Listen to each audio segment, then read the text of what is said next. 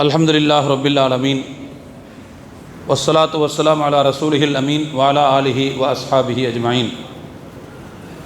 அம்மா பாத். கண்ணியத்திற்குரிய சகோதரர்களே, பெரியவர்களே, தாய்மார்களே, சகோதர சகோதரிகளே, எல்லாம் வல்ல அல்லாஹுவின் மகத்தான கருணையினால் இன்றைய இரவு நேர தராவீஹ் தொழுகையை நாம் இங்கே நிறைவு செய்துவிட்டு அமர்ந்திருக்கிறோம். வல்ல ரஹ்மான் இன்றைய தினம் நாம் தொழுத தொழுகைகளை, நாம் நோற்ற நோன்பை, நாம் செய்த இன்ன பிற நற்செயல்களை நிறைவானதாக ஏற்றுக்கொண்டல் புரிவானாக. இம்மை மறுமை ஈருலகத்திலும் அல்லாஹு தஆலா அவற்றுக்கு சிறந்த பிரதிபலனை நம் அனைவருக்கும் தந்தருள் புரிவானாக. கண்ணியத்திற்குரிய சகோதரர்களே, பெரியோர்களே, இன்றைய தினம் நாம் ஓதிய அந்த பகுதியில் நாம் செவிமடுத்த ஒரு வசனத்தின் விளக்க உரையை நாம் பார்க்க இருக்கிறோம். சொல்லப்போனால் இந்த வசனம் ஈமான் கொண்டவர்களுக்கு ஒரு மிகப்பெரிய புத்துணர்ச்சியை, மோமின்களுக்கு ஒரு மிகப்பெரிய மகிழ்ச்சியை தரக்கூடிய ஒரு வசனமாக அமைந்திருக்கிறது. இந்த வசனத்தில் அல்லாஹ் என்ன சொல்ல வருகிறான் என்றால், வல்லதீன ஆமனு வத்தபஅத்துஹும் துர்ரியத்துஹும் பிஈமானின் அல்ஹக்னா பிஹிம் துர்ரியத்தஹும். அதாவது, நான் இதுக்கு அர்த்தம் சொல்கிறதுக்கு முன்னாடி சிச்சுவேஷனை விளக்குறேன். சில வீடுகளில் பார்த்தீங்கன்னு சொன்னால், தாய் தந்தைகள் ரொம்ப இபாதத்தில் பூணிப்புள்ளவர்களாக இருப்பார்கள், நிறைய அமல் செய்வார்கள். ஆனால் அவங்க வீட்டில் பிறந்த பிள்ளைங்க பார்த்திங்கன்னா இபாதத் விஷயத்தில் ஏனாவதானான்னு இருப்பாங்க, கொஞ்சம் அப்படி இப்படிமா இருப்பாங்க. அதுக்காக மோசம்னு சொல்ல முடியாது, பெற்றோர் அளவுக்கு ரொம்ப ஈடுபாடு உள்ளவர்களாக இருக்க மாட்டார்கள். அல்லாஹ் என்ன சொல்கிறான்னா, பெற்றோர்கள் அவர்கள் நன்மைகளில் காட்டக்கூடிய தீவிரத்தன்மை, இபாதத்துகளில் அவர்கள் காட்டக்கூடிய அக்கறை, இவற்றை அல்லாஹு தஆலா எவ்வளவு தூரம் மதிக்கிறான் என்றால், அவங்களுடைய இந்த அக்கறையின் மூலமாக நாளை மறுமையில் அவங்க உயர்ந்த அந்தஸ்தில் இருப்பாங்க. ஆனால் அவங்களுடைய பிள்ளைங்க ஏனோதானோன்னு செஞ்சதுனால அந்த பெற்றோருடைய ஸ்தானத்துக்கு போக முடியாது அவங்களால. இப்போ அல்லாஹ் என்ன செய்வானுன்னா, இந்த பெற்றோர்கள் காட்டிய அக்கறையின் காரணத்தினாலும், இபாதத்தில் அவர்கள் ஈடுபட்ட அந்த சிரத்தையின் காரணத்தினாலும் அவர்களுடைய சிரத்தையை அல்லாஹ் மதித்து என்ன செய்வானம்னா, தரத்தில் குறைவாக இருக்கக்கூடிய அவங்களுடைய பிள்ளைகளையும் அந்த உயரமான இடத்துக்கு கொண்டு போயிடுவானாம். இந்த உயரமான இடத்துக்கு கொண்டு போகிற அளவுக்கு பிள்ளைகள்கிட்ட நன்மைகள் இருக்காது. ஆனால் பெற்றோரை கண்குளிர்ச்சிப்படுத்த வேண்டும் என்பதற்காக அவங்களுடைய பிள்ளைகளையும் எல்லாம் என்ன செஞ்சிருவான்னு சொன்னால் நேராக மேலே தூக்கிட்டு போயிடுவான். நம்ம கூட பார்க்குறோம்ல, சில நேரங்களில் சில இடங்களில் அஜர்த்து இருக்கிற உயரமான ஸ்தானத்துக்கு பிள்ளைங்க கூப்பிட்டு வந்து உட்கார வச்சுக்குவார். பிள்ளைக்கு அந்த தகுதி இருக்குன்னு சொல்ல முடியாது. ஆனால் நம்மளாம் என்ன சொல்லுவோம், சரி அஜர்த்து பிள்ளை பக்கத்தில் உட்காந்துட்டு போட்டோம் அப்படின்னு நம்ம விட்டுருவோம்.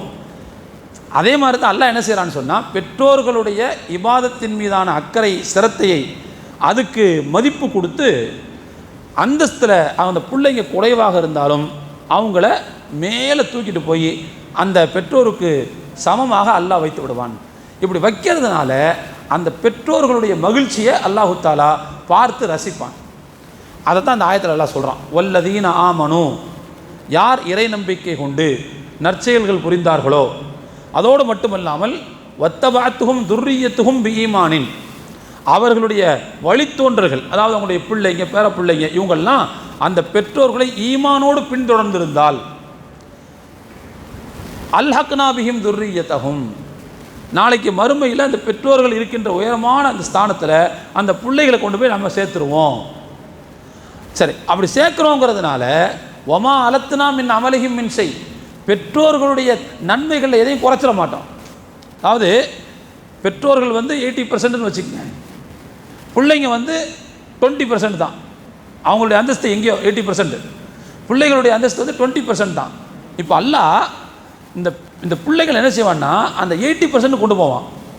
மாறாக பெற்றோர்களை கொஞ்சம் குறைச்சி 80ங்கிறத அப்படியே கீழே கொண்டு வந்து 40 கொண்டு போய் வச்சு இவங்களை அப்படி 40 தூக்கி அப்படி வைக்க மாட்டான். அல்லாஹ் பெற்றோர்களுக்கு எதையுமே குறைக்க மாட்டான்.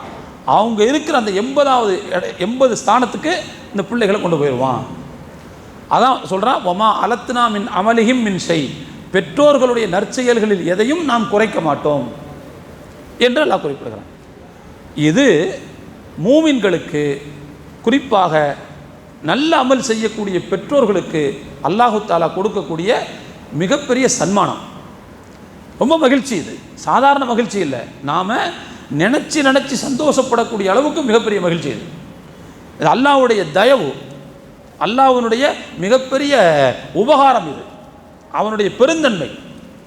யாருங்க வேலை செய்யாமல் கூலி கொடுப்பா? யார் வேலை கூலி கொடுப்பா? நான் அல்லாஹ் என்ன செய்கிறான்னு சொன்னால், பெற்றோர்களை குளிர்விக்க வேண்டும் என்பதற்காக பிள்ளைகளை, அவர்களுடைய அமல்கள் ஓரளவுக்கு மட்டும்தான் இருக்குது, பெரிய அளவில் இல்லாட்டாலும் கூட அவங்கள அல்லாஹ் அந்த இடத்துக்கு கொண்டு போய் வைக்கிறான். ஹஜ்ரத் இப்னு அப்பாஸ் ரலியல்லாஹு அன்ஹு அவர்கள் இந்த வசனத்துக்கு விளக்கம் சொல்லும்போது சொன்னாங்க, ஒரு மூமினுடைய வழித்தோன்றல்களை அல்லாஹு தாலா அந்த மூமினுடைய அந்தஸ்துக்கு நாளை மறுமையில் உயர்த்தி கொண்டு செல்வான். ஆனால் அந்த சந்ததிகளுக்கு அவ்வளோ உயர்ந்த அந்தஸ்து இருக்காது, ஆனாலும் கொண்டு போவான். ஏன் கொண்டு போவான்னா, அந்த பெற்றோர்களுடைய கண் குளிர்ச்சியை பார்த்து அல்லாஹ் ரசிப்பான், அதற்காக என்ன செய்வான், கொண்டு போவான் என்று சொன்னார்கள். அது மாதிரி இன்னொரு ஹதீஸில் வருதுங்க. இந்த ஹதீஸையும் ஹஜ்ரத் இப்னு அப்பாஸ் ரலியல்லாஹு அன்ஹு அவர்கள் தான் அறிவிக்கிறார்கள். நாளை மறுமையில் ஒரு அடியான் சொர்க்கத்துக்குள்ளே போவாராம். ரசூலுல்லாஹ் சொன்னாங்க, இதா தஹலல் ரஜுலு அல் ஜன்னா, ஒரு அடியார் சொர்க்கத்திற்குள்ளே நுழைவார். நுழைஞ்ச உடனே என்ன கேட்பாருன்னா, எங்கள் வாப்பா அம்மா எங்கே? நான் வந்துட்டு சொர்க்கத்துக்குள்ளே, என்னை பெத்த வாப்பா அம்மா எங்கே? நான் பெத்த பிள்ளைகள் எங்கே? நான் கட்டின மனைவி எங்கே? வாழ்க்கை துணை எங்கே? ஒரு பெண் சொர்க்கத்துக்குள்ளே போனால் என் புருஷன் எங்கன்னு கேட்பாங்க. அப்போது உடனே அவர் அப்படி கேட்பார். அவருக்கு பதில் சொல்லப்படும், இன்னஹும் லம் யபுலுஹு தரஜதக், அவர்கள் நீங்கள் இருக்கின்ற இந்த உயரமான அந்தஸ்துக்கு தகுதி பெறவில்லை. அவங்க ஏதோ சொர்க்கத்துக்குள்ளே வந்துட்டாங்க, எங்கேயோ இருப்பாங்க, ஏதோ ஒரு இடத்துல இருப்பாங்க. நீங்கள் இருக்கிற இந்த உயரமான இடத்துக்கு வர்றதுக்கு அவங்கள்ட்ட நன்மைகள் போதுமாக இல்லை, அதனால் எங்கேயோ அவங்க இருப்பாங்க என்று அந்த சொர்க்கவாசிட்ட அல்லாஹ் சொல்லுவான். அப்பொழுது அந்த சொர்க்கவாசி சொல்வாராம், யா ரப்பி கத் அமில்து லீ வலஹும், நான் உலகத்தில் அமல் செஞ்சது எனக்கு மட்டுமல்ல, அவங்களோட நான் இருக்கணும்னு தான், அதுக்கும் சேர்த்து அமல் செஞ்சுருக்கிறேன். எனவே நான் இருக்கிற இடத்துக்கு அவங்க வரணும் அப்படின்னு அல்லாஹ்விடத்தில் அழுத்தமாக அந்த அடியார் சொல்லுவார். உடனே அல்லாஹ் என்ன செய்வான்னா, ஃபயூமரு பில்ஹாகிஹிம் பிஹி, அந்த பெற்றோரையும் வாழ்க்கை துணையையும் பிள்ளைகளையும் இவரோடு கொண்டு வந்து சேர்க்குமாறு அல்லாஹ் உத்தரவிடுவான். அதற்கு பிறகு அவங்க சேருவாங்க. இதில் நாம் கவனிக்க வேண்டிய செய்தி என்னன்னு சொன்னால், அவர்களுடைய வழித்தோன்றல்களையும் நல்லா சொல்கிறான். வழித்தோன்றல்கள் என்று சொன்னால் சின்ன பிள்ளைங்களும் வருவாங்க, பெரியவங்களும் வருவாங்க. அப்போது ஒரு மூமினை கௌரவப்படுத்துவதற்காக அந்த மூமினுடைய தோளுக்கு மேலே வளர்ந்த பிள்ளைய கூட அல்லாஹ் என்ன செஞ்சிருவான், அமலில் குறைவானவர்களாக இருந்தாலும் அந்த மூமினுடைய ஸ்தானத்திற்கு கொண்டு போய் விடுவான். நான் சொல்கிறது புரிஞ்சுங்களா? ரொம்ப கம்ப சுத்திரம்லாம் ஒன்றும் சொல்லலையே, சாதாரண விஷயம் தானே சொல்கிறேன். அப்படியே முடிச்ச மாதிரி இருக்கிறீங்களா எல்லாரும்? ஹேர். அப்போது இது நினச்சி நாம் சந்தோஷப்பட வேண்டிய ஒரு முக்கியமான விஷயம். இது புரிஞ்சுங்களா? நாம் போகிற இடத்துக்கு நம்ம பிள்ளைங்களும் வரப்போகிறாங்கங்கிறது ரொம்ப சந்தோஷமான ஒரு விஷயம். இது ஒரு வகைங்களா. இது அப்படியே தலைகீழாகவும் நடக்கும். என்ன தலைகீழாக நடக்கும்? சில இடங்களில் பெற்றோருக்கு அவ்வளோ பெரிய அந்தஸ்து இருக்காது, ஆனால் பிள்ளைங்க ரொம்ப நல்லா இருப்பாங்க. அந்த பிள்ளைகள் செய்த துஆக்களின் காரணமாக பெற்றோருடைய அந்தஸ்தை அல்லாஹ் உயர்த்துவான். இப்படியும் சில பேருக்கு நடக்கும். நபி ஸல்லல்லாஹு அலைஹி வஸல்லம் சொன்னாங்க, நாளை மறுமையில் அல்லாஹு தஆலா சொர்க்கத்தில் ஒரு அடியாருடைய அந்தஸ்தை உயர்த்துவான்.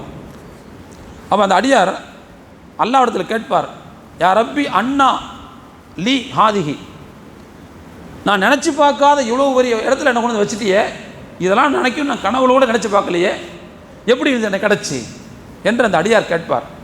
இப்போ அல்லாஹ் சொல்வான், பி இஸ்திக்ஃபாரி வலதிக்க லக்க, நீ பெத்த புள்ள உனக்காக உலகத்தில் உட்கார்ந்து பாவ மன்னிப்பு தேடிச்சு, அதை நான் ஏற்றுக்கொண்டு உன்னுடைய அந்தஸ்தை உயர்த்தினேன். அப்போது இப்படியும் சில நேரங்களில் வரும், இப்படியும் சில நேரங்கள் அமையும். பெற்றோர்களுடைய நன்னடத்தையின் காரணமாக பிள்ளைகள் தகுதியற்று இருந்தாலும் அவர்களை உயர்த்துவது இது ஒரு பக்கம். இன்னொரு பக்கம் என்னன்னு சொன்னால், பிள்ளைகள் செய்யக்கூடிய நல்லமல்களின் மூலமாக, பெற்றோருக்கு செய்யக்கூடிய துஆக்களின் மூலமாக பெற்றோர்கள் அடையாத உயரத்தை அல்லாஹ் பிள்ளைகளின் மூலமாகவும் அடைய வைப்பான் அப்படிங்கிறத நமக்கு இந்த ஹதீஸ் சுட்டி காட்டுகிறது. ரசூலுல்லாஹ் சொன்னாங்கல்ல, ஒரு அடியார் இந்த இந்த உலகத்தை விட்டு இறந்து விட்டால் அத்தோடு அவருடைய நற்செயல்கள் நின்று விடுகின்றன. ஸ்டாப். அதுக்கு மேலே ஒரு நன்மை கூட அவருடைய பட்டோலையில் எழுத முடியாது. ஏன்னா அவர் செய்யலை எதுவுமே. ஆனால் இறந்ததற்கு பிறகும் ஒருவருடைய அமல் பதிவேட்டில் நன்மைகள் போய்கொண்டே இருக்கும். அதற்கு 3 வழி இருக்குது. ஒன்று என்ன அப்படின்னா, ரசூலுல்லாஹ் சொன்னாங்க, சதகா ஜாரியா, நிலையான தர்மம். நிலையான தர்மம் அது ரொம்ப முக்கியமானதுங்க. அவன் தர்மம் கொடுக்குறோம், ஒன்ஸ் கொடுக்குறோம், அதை வாங்கி பயன்படுத்துகிறாங்க, முடிஞ்சு போச்சு அப்படின்னா அதோடு அது முடிஞ்சு போயிடும், அதுக்கான நன்மை கிடச்சிடும். ஆனால் சில நன்மை இருக்குதுங்க. அந்த நன்மை என்னன்னு சொன்னால், பொருள் இருந்துக்கிட்டே இருக்கும், அதை யூஸ் பண்ணுறவங்க தொடர்ந்து பண்ணிக்கிட்டே இருப்பாங்க. அந்த பொருள் நிலையாக இருந்துக்கிட்டே இருக்கும். அந்த பொருள் அது ரிப்பேர் ஆகிற வரைக்கும் அல்லது அந்த பொருள் வீணாக போகிற வரைக்கும் தொடர்ந்து இருந்துக்கிட்டே இருக்கும். இந்த மாதிரி நம்முடைய தர்மத்திற்கு, இந்த மாதிரி நம்முடைய செல்வங்கள் பயன்படுவதற்கு நாம் முயற்சிக்க வேண்டும். அது ரொம்ப முக்கியமானதுங்க. ஏன்னா சாதாரணமான விஷயம் இல்லை. அல்லாஹு தாலா நம்ம கண்ணை மூடிட்டா கூட அதை தானாக நம்முடைய பட்டோலையில் எழுத வச்சுக்கிட்டே இருப்போம். நாம் இறந்து போயிடுவோம், ஆனால் நம்ம கணக்கில் நன்மைகள் தொடர்ந்து சேர்ந்து கொண்டே இருக்கும். ரசூலுல்லாஹ் சொன்னாங்க, நிலையான தர்மம் ஒன்று.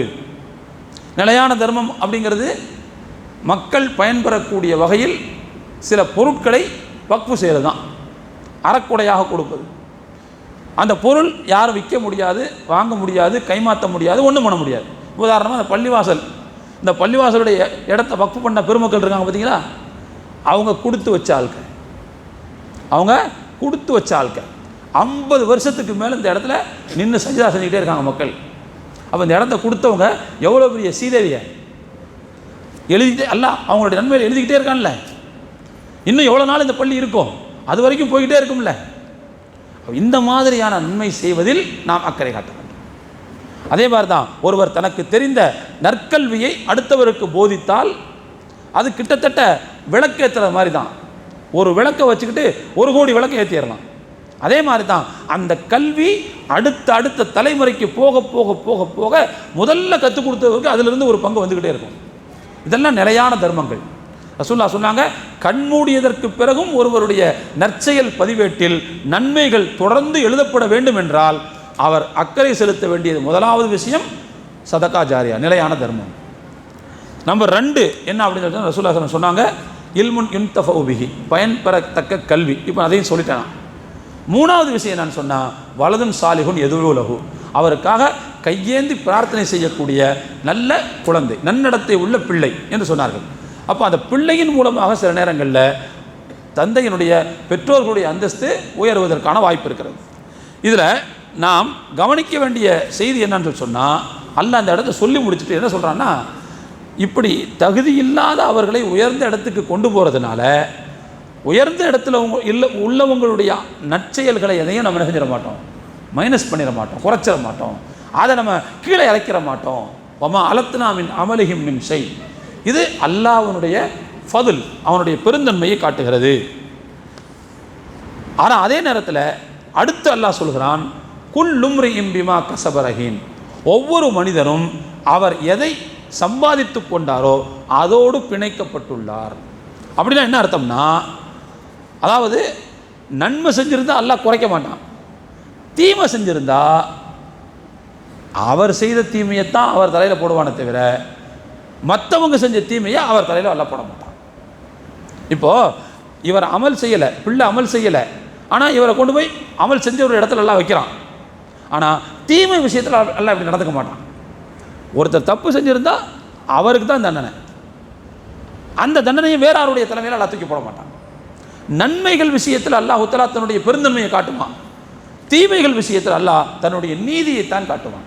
அங்கே நீதி என்பது நடக்கும். அப்போ எனவே ஒருவர் செய்த தவறை இன்னொருவருடைய கணக்கில் அல்லாஹ் ஒருபோதும் சேர்க்க மாட்டான். வலா தஸிரு வாஸிரத்துன் விஸ்ர உக்ரா, ஒருவர் அடுத்தவருடைய சுமையை, அடுத்தவருடைய பாவச் சுமையை சுமக்கவே மாட்டார். அல்லாஹ் தஆலா ரொம்ப தெளிவாக சுட்டி காட்டுகிறான். சரி, அப்போ அந்த வகையில் அல்லாஹ் நன்மைகள் விஷயத்தில் தான் பெருந்தன்மையாக நடந்து கொள்வானே தவிர தீமைகள் விஷயத்தில் அப்படி நடக்கவே மாட்டான். இப்போ ஒரு கேள்வி ஒன்று, நன்மைகளில் குறைவாக இருக்கிற முஸ்லீம் பிள்ளைகளை, முஸ்லீம் பெற்றோர்களை குளிர்விக்கணுங்கிறதுக்காக வேண்டி எல்லாம் இங்கேருந்து தூக்கி மேலே கொண்டு போய் வச்சிட்றான். ஆனால் அதே நேரத்தில் ஒரு முஷ்ரிக், இணை வைப்பாளர், காஃபிர், இறை மறுப்பாளர், அவருடைய புள்ள சின்ன வயசில் இறந்து போச்சு. அல்லாஹ் அந்த பிள்ளை என்ன செய்வான்?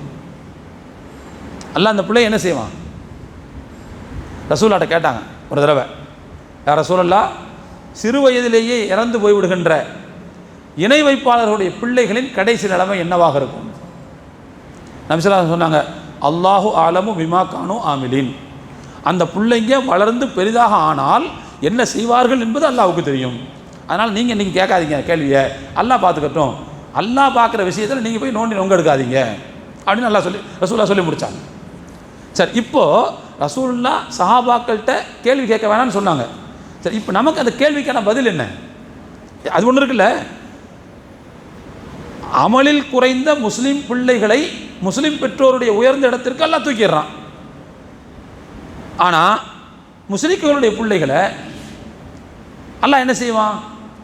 முறைப்படி பார்த்தா அந்த இணை வைத்த பெற்றோர்களுடைய துக்கத்திற்கு மேல் துக்கத்தை கொடுக்க வேண்டும் என்பதற்காக இந்த பிள்ளைகளை கொண்டு போய் என்ன செய்யணும்? அதே தண்டனையில் கொண்டு போய் வைக்கணும். அப்போ தான் அவனுக்கு துக்கத்திற்கு மேலே துக்கம் வரும். எப்படி இங்கே நன்மைகள் குறைந்த பிள்ளைகளை கொண்டு போய் உயர்ந்த இடத்துல வச்ச உடனே முஸ்லீம் பெற்றோர்களுக்கு சந்தோஷத்துக்கு மேலே சந்தோஷம் வந்துச்சு, அதுபோல் இங்கே அப்படி செய்யணும். ஆனால் அல்லாஹ் அப்படி செய்ய மாட்டான். தீமைகள் விஷயத்தில் அல்லாஹ் அப்படி நடந்து கொள்ள மாட்டான். சரி, இந்த பிள்ளைகளுடைய இளம் வயதில் இறந்து போன, சிறு வயதில் இறந்து போன இணை வைப்பாளர்களுடைய பிள்ளைகளின் நிலைமை என்ன அப்படின்னா, சரியான கருத்துப்படி அல்லாஹு தாலா அந்த பிள்ளைகளை சொர்க்கத்தில் தான் சேர்ப்பான். சொர்க்கத்தில் தான் சேர்ப்பான். நபி ஸல்லல்லாஹு அலைஹி வஸல்லம் அவங்க வந்து இப்ராஹிம் அலைஹிஸ்ஸலாம் அவங்கள சொர்க்கத்தில் பார்த்தாங்க. அவங்க கனவுல அவங்களுக்கு சில காட்சிகள் காட்டப்படும். அதே மாதிரி மேராஜினுடைய இரவில் சில காட்சிகள் காட்டப்பட்டன. அப்போ இப்ராஹிம் அலைஹிஸ்ஸலாத்து வஸ்ஸலாம் அவர்களை சுற்றி நிறைய சின்ன சின்ன பிள்ளைங்க உட்காந்துருந்தாங்க.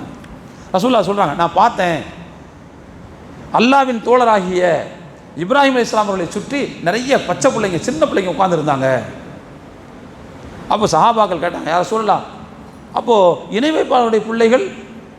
ரசூலுல்லாஹ் சொன்னாங்க, இணை வைப்பாளருடைய பிள்ளைகளும் சேர்ந்தான் அப்படின்னாங்க. அப்படின்னா என்ன அர்த்தம்னா, இப்ராஹிம் அலைஹிஸ்ஸலாம் அவர்களோடு சொர்க்கத்தில் இருக்கிறார்கள் என்றால் அல்லாஹ் அந்த இணை வைப்பாளர்களுடைய பிள்ளைகளை சொர்க்கவாசிகளாக ஆக்குறான்னு அர்த்தம். எந்த வகையில்? லாஜிக் வேணும்ல. எந்த வகையில் சொர்க்கம் அப்படின்னா, இந்த உலகத்தில் பிறக்கின்ற எல்லா குழந்தைகளும் இயற்கை மார்க்கத்தில் தான் பிறக்கின்றன. பெற்றோர்கள் தான் பிற்காலத்தில் அந்த பிள்ளைகளை வேற மாதிரி மாற்றுறாங்க. அப்படி பெற்றோர்கள் மாற்றுறதுக்கு முன்னாடி எந்த இயற்கையில் அந்த பிள்ளை பிறந்ததோ அதே இயற்கையில் மரணிச்சிருச்சு. அப்போ பிறக்கும்போது எந்த இயற்கையில் பிறக்குது? இஸ்லாம் என்கின்ற இயற்கையில் தான் பிறக்குது. அப்போ அதனால் அல்லாஹ் என்ன செஞ்சான்னு சொன்னால் அந்த பிள்ளைகளுக்கு சொர்க்கத்தை கொடுக்குறான் அப்படின்னு ஹதீஸ் வருது. ரெண்டாவது, அல்லாஹ்வுடைய நீதி ஒன்று இருக்குதுங்க. நபிமார்களை அனுப்பி நல்லது கெட்டதுகளை மக்களுக்கு சொல்கிறதுக்கு முன்னாடி அந்த மக்களை அல்லாஹ் ஒருபோதும் அழிக்க மாட்டான்.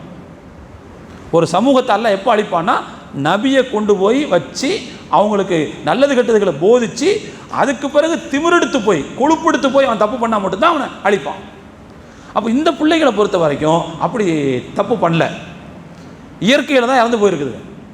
அதெல்லாமல் இன்னொரு ஹதீஸில் இப்படி ஒரு செய்தி வருது. ரசூலுல்லாஹி ஸல்லல்லாஹு அலைஹி வஸல்லம் அவங்க அல்லாஹ்ட்ட கேட்குறாங்க.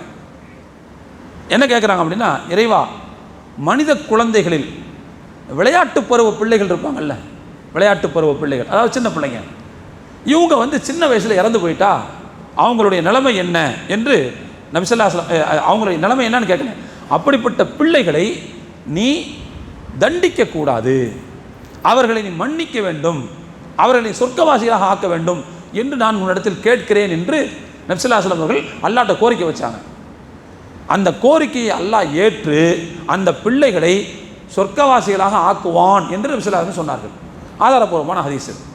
அப்போது இந்த செய்தியை நான் எந்த கோணத்தில் சொல்கிறேன் அப்படின்னு சொன்னால், இணை வைப்பாளர்களுடைய பிள்ளைகளாக இருந்தாலும் அவங்க இணை வைப்பாளர்களை துக்கத்திற்கு மேல் துக்கமாக்க வேண்டும் என்பதற்காக பாவமறியாத பிள்ளைகளை கொண்டு போய் எல்லாம் என்ன செய்ய மாட்டான், நரகத்தில் தள்ள மாட்டான். இது அவனுடைய நீதியை காட்டு. இந்த பிள்ளைங்க என்ன தப்பு செஞ்சு? தப்பே செய்யலையே. அப்போ ஏன் இந்த பிள்ளைகளை கொண்டு போய் நரகத்தில் போடணும்? எனவே அவர்கள் சொர்க்கவாசிகளாக இருப்பார்கள். அப்போ எனவே நன்மை விஷயத்தில் தான் அல்லாஹ் தன்னுடைய பெருந்தன்மையை காட்டுவான், தீமை விஷயத்தில் அல்லாஹ் தன்னுடைய கொடுந்தன்மையை காட்ட மாட்டான், மாறாக அங்கே நீதியை நிலைநிறுத்துவான் அப்படிங்கிறத பார்க்கணும்.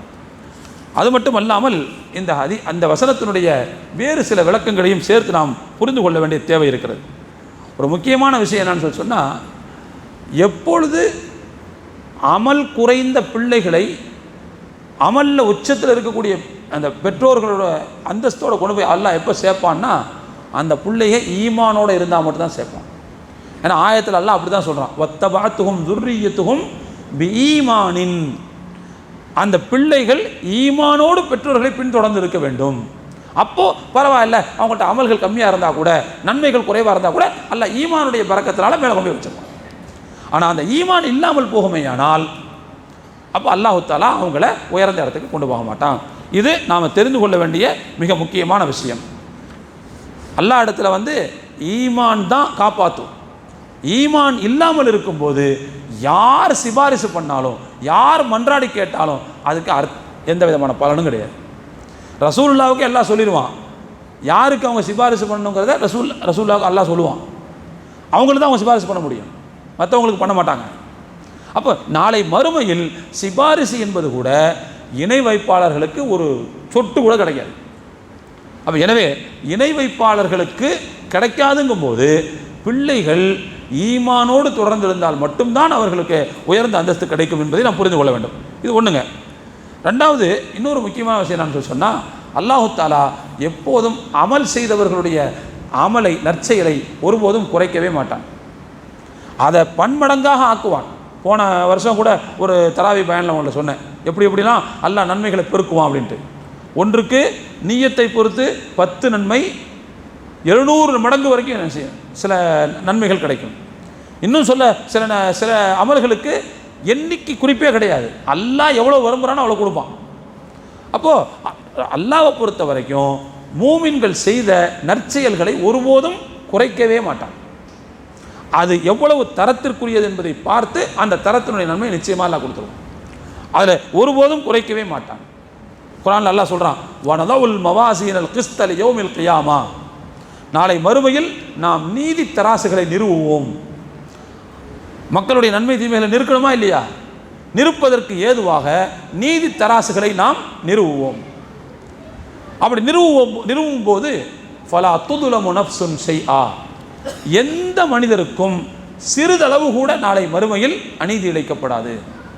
ஒயின்கான மிஸ்கால ஹப்பத்தின், ஒருவர் செய்த நன்மை ஒரு வித்தளவு இருந்தால் கூட, ஒரு விதையின் முனையளவு இருந்தால் கூட, அத்தைனா பிஹா, நாம் அந்த நன்மையை கொண்டு வந்து விடுவோம். அதுபோல் ஒருவர் செய்த தீமை ஒரு மூக்களவு, ஒரு விதையினுடைய மூக்களவு இருந்தால் கூட அதையும் நம்ம என்ன செஞ்சிடுவோம்னு சொன்னால் கொண்டு வந்து விடுவோம். எதையும் யாருக்கும் நம்ம குறைச்சிட மாட்டோம். அப்போ எனவே அல்லாஹ்வை பொறுத்தவரை நன்மைகளாக இருந்தாலும் சரி, தீமைகளாக இருந்தாலும் சரி, அதை யாருக்கும் குறைக்க மாட்டான். அதில் ரொம்ப தெளிவாக இருப்பான் அல்லாஹ். அதே மாதிரிங்க அல்லாஹ் நீதியானவன் சொன்னேன். நீதியானவன் என்று சொன்னால் அடுத்தவர்களுடைய தவறுக்காக மற்றவரை தண்டிக்க மாட்டான். பெற்றோர் செய்த தவறுக்காக பிள்ளைகளை எல்லாம் தண்டிக்க மாட்டான். பிள்ளைகள் செய்த தவறுகளுக்காக பெற்றோரை எல்லாம் தண்டிக்க மாட்டான். அது நீதியும் அல்ல. அல்லாஹ் யார் தவறு செய்தானோ தவறு செய்தவர்களுக்கு தான் அல்லாஹ் தண்டனை கொடுப்பான், மற்றவங்களுக்கு கொடுக்கவே மாட்டான். இதுவும் அல்லாஹ்வுடைய நீதியின் பார்ப்பட்ட ஒரு முக்கியமான விஷயம். அப்போ எனவே இந்த வசனத்திலிருந்து நாம் புரிந்து கொள்ள வேண்டிய மிக முக்கியமான செய்தி என்னன்னு சொன்னால் இதுதான். என்னன்னா, நம்முடைய பிள்ளைகள் ஓரளவுக்காவது நமக்கு பின்னால் என்ன செய்யணும், வரணும். அவங்க ஓரளவுக்காவது நம்ம பின்னால் வரணும். நாம் ஒரு 80% 90% இருக்கணும்னா குறைஞ்சபட்சம் அவங்க ஒரு 50% வரணும். அப்படி வரணும்னா என்ன செய்யணும், அவங்களுக்கு நாம் பயிற்சி கொடுக்கறது தான் பண்ணணும். காலாகாலத்தில் நல்ல விஷயங்களை சொல்லிக் கொடுக்கறது தான் நியாயம். எப்படி தொழுகணும், என்ன ஏது, போக்குவரத்து, அதில் சொல்லணும். மார்க்கத்தினுடைய கல்வியை பிள்ளைகள் பெறுவதற்கு தேவையான ஏற்பாடுகளை செய்து கொடுக்க வேண்டும். நல்ல விஷயங்களுக்கான பயிற்சிகளை பிள்ளைகளுக்கு நாம் கொடுக்க வேண்டும். அதற்கான நேரத்தை நாம் ஒதுக்க வேண்டும். அப்போ எனவே அந்த பிள்ளைகளை நன்மைகளில் பயிற்சி எடுக்கக்கூடிய, பழக்கக்கூடிய அந்த தன்மை உள்ள பெற்றோர்களாக நாம் இருந்தால்தான் நாளை மறுமையில் பிள்ளைகளின் மூலமாக நமக்கு கண்குளிர்ச்சி கிடைக்கும். அப்படி இல்லைன்னு வச்சுக்கங்க, அந்த கண்குளிர்ச்சி கிடைக்காது. அதனால் பிள்ளைகளை சரியாக நம் தரத்திற்கு கொண்டு போவதில், பயிற்சி அளித்து கொண்டு போவதில் நாம் ஒவ்வொருவரும் முயற்சிக்க வேண்டும் என்று இந்த வசனம் நமக்கு போதிக்கிறது. எல்லாத்தையும் விட இந்த வசனத்திலிருந்து நாம் பெறக்கூடிய இன்னொரு முக்கியமான செய்தி ஒன்றே ஒன்று தான். என்ன அப்படின்னு சொன்னால், ஈமானுக்கும் நல்ல அமல்களுக்கும் அல்லாஹ்விடத்தில் மிகப்பெரிய வெயிட்டேஜ் இருக்குது, மிகப்பெரிய வெயிட்டேஜ் இருக்குது. அதனால தான் பெற்றோர்கள் செய்த ஈமான், பெற்றோர்கள் வைத்திருக்கிற ஈமான், அவர்கள் செய்த நன்மைகளுக்கு அல்லாஹ் மிகப்பெரிய மதிப்பை கொடுத்து பிள்ளைகளை என்ன செய்கிறான், உயர்த்தி கொடுக்கிறான். அப்போ அல்லாஹ்ட்ட நல்லமல்களுக்கும் ஈமானுக்கும் மிகப்பெரிய மரியாதை இருக்கிறது, அதுக்கு பரக்கத்து நிறைய. அதனால தான் அல்லாஹ் மேலே நாம் அழுத்தமான நம்பிக்கை உள்ளவர்களாக இருக்க வேண்டும். நன்மைகளை செய்வதில் விடாப்பிடியான உறுதி உள்ளவர்களாக நாம் இருக்க வேண்டும். ஏன்னா அந்த ரெண்டும் அல்லாஹ்விடத்தில் மிகுந்த மரியாதைக்குரியவை, அதற்கு ஏராளமான அருள் வளம் இருக்கின்றன, பரக்கத்து இருக்கின்றன அப்படிங்கிறத இந்த வசனம் நமக்கு சுட்டி காட்டுகிறது.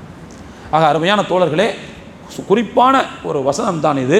அல்லாஹு தாலா பெற்றோர்களுடைய நன்னடத்தையின் மூலமாக பிள்ளைகளுடைய மறுமை வாழ்க்கையை அல்லாஹு தாலா சிறப்பாக ஆக்குவான் என்று சொல்லக்கூடிய இந்த வசனம் இறை நம்பிக்கைக்கு, ஈமானுக்கு அல்லாஹ் கொடுக்கக்கூடிய கௌரவம், மூமின்களுக்கு அல்லாஹ் காட்டக்கூடிய பெருந்தன்மை. அந்த வகையில் ஒவ்வொரு ஈமான் கொண்ட மூமினும் நிச்சயமாக காலரை தூக்கி விட்டுக்கலாம், பெருமிதப்படலாம். நம்ம ஈமானுக்கு அல்லாஹ் எவ்வளோ பெரிய மரியாதை கொடுக்குறான்னு நாம் கண்டிப்பாக என்ன செய்யணும், அல்லாஹ்வுக்கு நன்றி செலுத்த வேண்டிய பொறுப்புள்ளவர்களாக இருக்கிறோம் என்பதை இந்த நேரத்தில் தெரிவித்துக் கொள்கிறேன். எல்லாம் வல்ல இறைவன் அப்படிப்பட்ட அழுத்தமான நம்பிக்கை உள்ளவர்களாக ஆக்கியருள் புரிவானாக.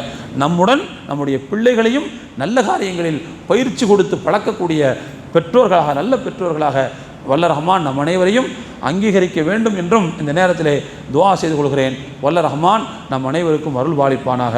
நம்முடைய குடும்பத்தை, நம்முடைய பிள்ளைகளை, நம்முடைய குடும்ப சூழலை கண்குளிர்ச்சியான சூழலாக அல்லாஹ் தஆலா ஆக்கியருள்வானாக என்றும் துஆ செய்து கொள்கிறேன். வாஹிரு தஅவானா அனில் ஹம்துலில்லாஹி ரப்பில் ஆலமீன். அஸ்ஸலாமு அலைக்கும் வரஹ்மத்துல்லாஹி வபரகாத்துஹு.